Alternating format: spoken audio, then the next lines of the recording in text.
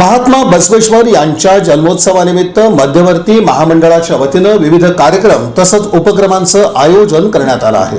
महात्मा बसवेश्वर यांच्या जयंतीनिमित्त दिनांक 17 एप्रिल पासून विविध उपक्रम आणि कार्यक्रमांचं आयोजन करण्यात येणार आहे। या संदर्भात मध्यवर्ती महामंडळाचे अध्यक्ष शरणराज केंगनाळकर, कार्याध्यक्ष विजय कुलथे, ट्रस्टी अध्यक्ष जगदीश पाटील, गणेश चिंचोळी, आनंद मुस्तारे आणि गुरुशांत मोकासे यांनी अधिक माहिती दिली। याही वर्षी जगज्योती महात्मा बसवेश्वर उत्सव मध्यवर्ती महामंडळाकडून दरवर्षीप्रमाणे मोठ्या स्वरूपात करणार आहे। त्याची सुरुवात शुक्रवार 17 एप्रिल 26 रोजी सायंकाळी 7 वाजता आव्हाड मठाच्या बाजूला मल्लिकार्जुन मंदिर येथे बसवमूर्तींची स्थापना होणार आणि स्थापनेची पूजा धाराशिवचे खासदार ओमराजे निंबाळकर व उमरग्याचे आमदार प्रवीण स्वामी, आपले सिद्धेश्वर देवस्थानचे पंच कमिटीचे चेअरमन धर्मराजजी काडादी साहेब, तसेच महापौर विनायकजी कोंडाल आणि माजी महापौर विश्वनाथ साकोते आणि माजी महापौर शिवशरण पाटील यांच्या हस्ते होणार आहे। हे पहिल्या दिवशीचं स्थापनेचं पूजा। त्यानंतर दिनांक 18/2026 रोजी सकाळी 7 वाजता महाआरती व स्त्री शक्ती जागर सोहळा होणार आहे।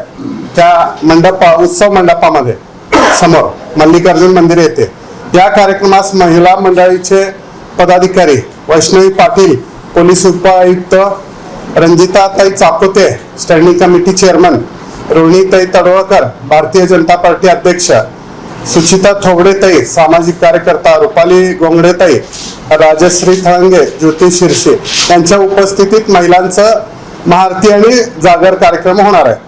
त्यानंतर रविवारी सकाळी 7 वाजता महात्मा बसवेश्वर महाराजांच्या पुतळ्याला बसव सर्कल येथे रुद्राभिषेक व महापूजा संपन्न होणार आहे।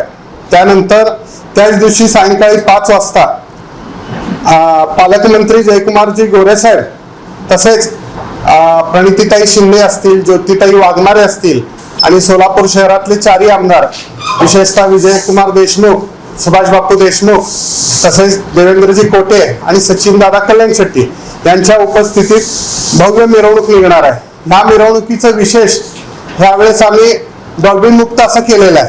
त्या मिरवणुकीमध्ये आळंदी येथील वारकरी येणार आहे। एक 60-70 वारकरी आपल्या इथं जसं वारी निघते त्या पद्धतीने वारीचे वेगवेगळे त्यांचे डाव टाकून कार्यक्रम दाखवणार आहेत आणि त्यांच्याबरोबर अनेक शोभेचे हे असेल, मेरी आवाज सुनो आहे, त्यानंतर रथामध्ये पूजा होईल, असा अनेक कार्यक्रम घेऊन रात्री 12 वाजेपर्यंत ही मिरवणूक चालेल आणि रात्री 12 वाजता बसव सर्कल इथे महात्मा बसवेश्वर महाराजांची पूजा करून मिरवणुकीची सांगता होईल।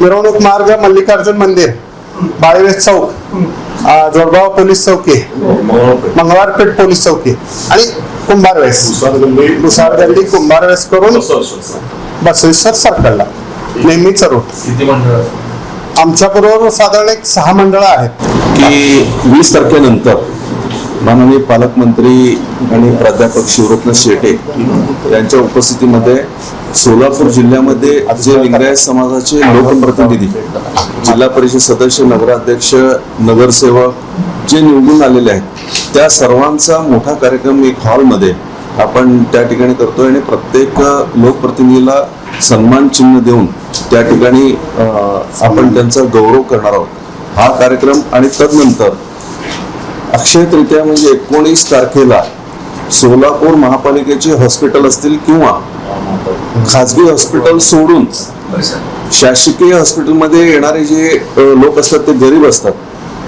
जी मुलं त्या दिवशी जन्मणार आहेत, मग कुठल्या जाती धर्माचं आहे ते आम्ही बघणार नाही, पण अक्षय तृतीय जन्माला त्यांच्या नावाने 2000 रुपये एफडी घेऊन ते एफडीचं सर्टिफिकेटचं प्रदान कार्यक्रम आपण 1 आठवड्यानंतर करणार आहोत। गेल्या वर्षी जवळजवळ 19 लोकांना आपण, त्या सर्व समाजाचे लोक होते, त्याच पद्धतीचा कार्यक्रम यंदाच्या वर्षी आपण नियोजित केला। सामुदायिक विवाह एक संकल्पना वर्षभरात ते करण्याचा आमचा मनोदय आहे।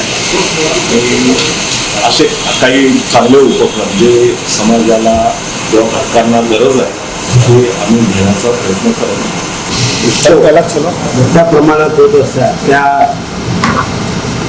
रूपरेषा सांगण्यासाठी आज आमचे ट्रस्टी अध्यक्ष सन्मान्य जगदीशांना पाटील, उत्तर अध्यक्ष शरणराज केंगणाळकर, ट्रस्टी गणेशजी चिंचोळी, माजी उत्सव समिती अध्यक्ष सचिन शिवशक्ती व गुलशान मोकाशी या एवढ्या उन्हात आपल्या महामंडळाच्या या पत्रकार परिषदेत आपण उपस्थित राहिल्याबद्दल आपलं मनापूर्वक आभारी आहे। या जयंती उत्सवाच्या यशस्वीतेसाठी बसवराज सावळगी, केदार वनारोटे, अनिल परमशेट्टी, रेमणसिद्ध आवजे, सुदीप चाकोते आदी जण परिश्रम घेत आहेत। या बातमीपत्राचे प्रमुख प्रायोजक प्लॅटिनम मॉल इंद्रधनु सोलापूर, सोलापुरातील सर्वात प्रतिष्ठित इंद्रधनु सोसायटीचा नवीन भव्य कमर्शियल प्रोजेक्ट आता रेल्वे स्टेशनच्या अगदी शेजारी शहराच्या मध्यवर्ती ठिकाणी।